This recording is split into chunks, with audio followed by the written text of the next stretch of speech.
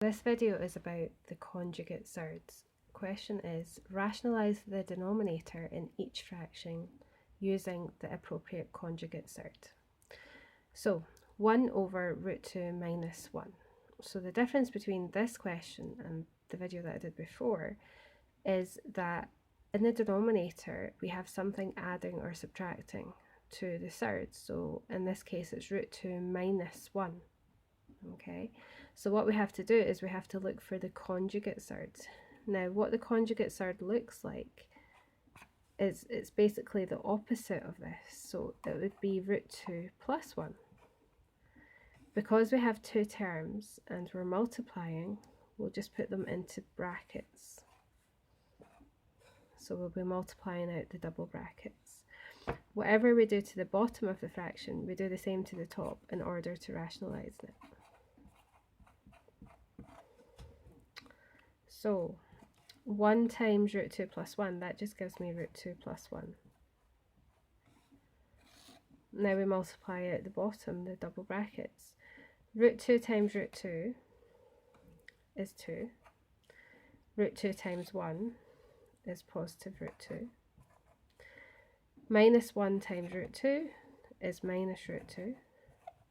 Minus 1 times 1 is minus 1. Then tidy up.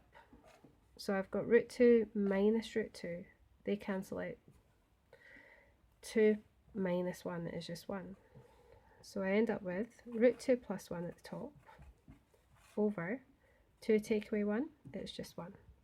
So we don't leave the fraction like that over 1, we just write root 2 plus 1 is our answer. Right, second question. 12 over 2 minus root 3. So in this case, the conjugate of 2 minus root 3 is going to be 2 plus root 3. I'll put brackets around this one as well. Whatever we do to the bottom, we do to the top.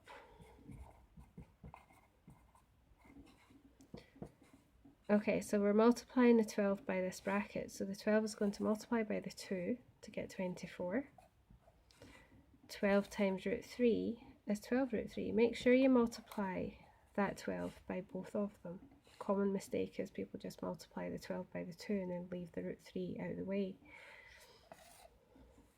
Okay, we're going to multiply out these double brackets. 2 times 2 is 4. 2 times root 3 is positive 2 root 3. Minus root 3 times 2 is minus 2 root 3. Minus root 3 times root 3 is positive 3. Notice with the conjugate, these two always cancel out. So 2 root 3 and minus 2 root 3, they cancel. 4 plus 3 is 7.